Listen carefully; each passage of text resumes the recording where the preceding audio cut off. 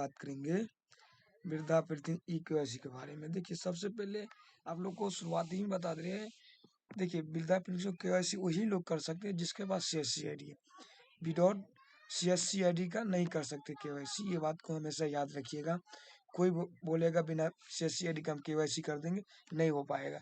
या फिर जिसके पास सीएससी आईडी नहीं है और वो ब्लॉक में काम करते हैं या ब्लॉक में दफ्तर पे सरकारी अफसर है, तो वो ब्लॉक के स्टाफ कर सकते हैं और विदाउट सीएससी आईडी का केवाईसी नहीं हो सकता है। देखिए केवाईसी एक चीज आप देख सकते हैं, केवाईसी हुआ है नहीं हुआ है चेक करना हम सिखा देते हैं। सबसे लिखना है पहले ई लाभार्थी। जैसे ई लाभार्थी लिखिएगा ना तो कुछ प्रकार से खुलेगा, देख सकते हैं कुछ प्रकार से खुलेगा। तो होम पेज पे चलते हैं। होम पेज पे हम लोग आ गए। ये पूरी तरह से ओपन नहीं हुआ अभी साइट। देखिए पूरी तरह से साइट ओपन हो चुका है। तो सबसे पहले आप लोग ये यहाँ पर भी बता देता हूँ। देखिए यहाँ लॉगिन लिखा है और यहाँ सीएससी और लॉगिन भी लिखा है, ब्लॉक ऑपरेटर लॉगिन भी लिखा है, डिस्ट्रिक्ट लॉगिन भी लिखा है। तो मान के चलिए आप ब्लॉक में यदि कोई काम करेगा तो चाहे यहाँ से क्लिक करके लॉगिन कर लेगा या यहाँ से क्लिक करके, और डिस्ट्रिक्ट में भी ये लॉगिन रहता है यानी कि जिला में।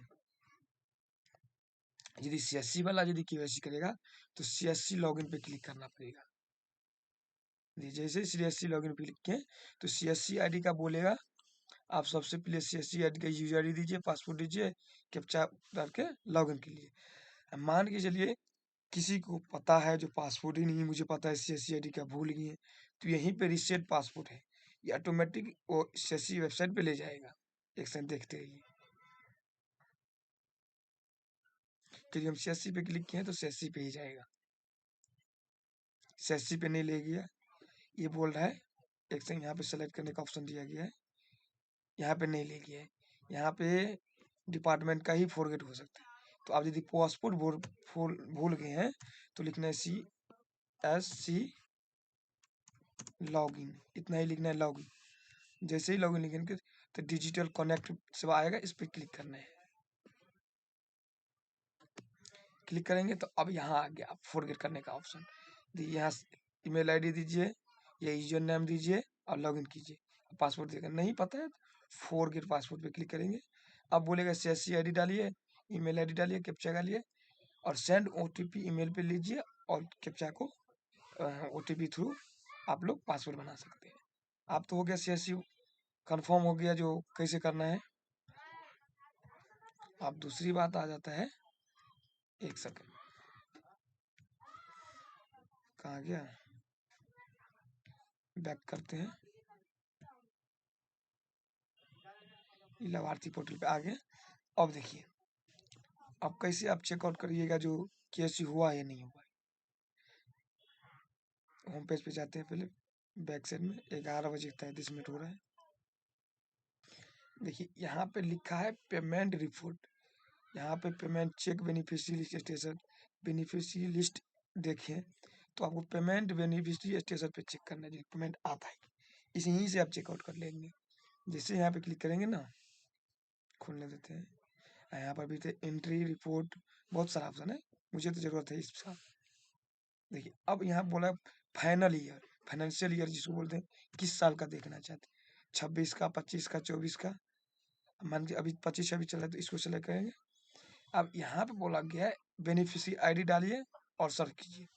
नहीं तो यहाँ पे 3 ऑप्शन रहते हैं, एक तो बेनिफिशियरी आईडी, एक आधार नंबर, एक अकाउंट नंबर, जो भी आपके साथ उपलब्ध हो साथ में उसका देना है। यदि मान के चलिए आपको किसी अकाउंट नंबर है तो अकाउंट नंबर डाल दीजिए, मुझे आधार नंबर है तो आधार नंबर देंगे। यहाँ पे आधार नंबर बोला गया है, डाल दीजिए और सर्च करना है।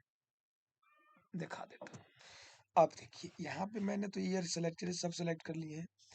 तो यहीं पे बात समझने आती है। देखिए सब कुछ आपका जिला हो गया, ब्लॉक हो गया, पंचायत हो गया, वार्ड नंबर हो गया, योजना का नाम हो गया, लाभार्थी संख्या हो गया, यहाँ पे हो गया लाभार्थी संख्या के बाद हो गया लाभार्थी नाम हो गया, पिता का नाम हो गया, जन्म तिथि हो गया, जन्म की साल की आधार अनुसार हो गया, और इसके बाद खाता संख्या हो गया, लास्ट का 4 डिजिट दिखाएगा, लाभार्थी का वर्तमान का स्थिति दिखाया जाएगा। उसके बाद यहाँ पे दिखाएगा हटाने का, इसमें कुछ नहीं रहेगा, लाभार्थी का जीवन प्रमाण पत्र यहीं पे दिखाइएगा, लिखा भी है लाभार्थी का जीवन प्रमाण पत्र सत्यापन हो गया है, समझिए। और लाभार्थी का यहाँ बताइए, लाभार्थी का जीवन प्रमाण पत्र की तिथि कब इसने किया था, 9 तारीख 11वां महीना 2023 में किया था, 12:23:15 में। ये कैसे किया, इसका पेमेंट भी आ रहा है, देखिए अंतिम भुगतान अक्टूबर में भी आया सक्सेसफुली। तो यहीं से आप लोग चेक आउट कर सकते हैं जो केवाईसी हुआ है या नहीं हुआ है या मांग रहा है। आप यदि आपको नहीं हो विश्वास हो रहा है तो आप खुद से चेक कर सकते हैं, मोबाइल में भी ये चीज़ चेक कर सकते हैं, ऐसा नहीं है जो सिस्टम में ही आएगा, मोबाइल में भी आता है।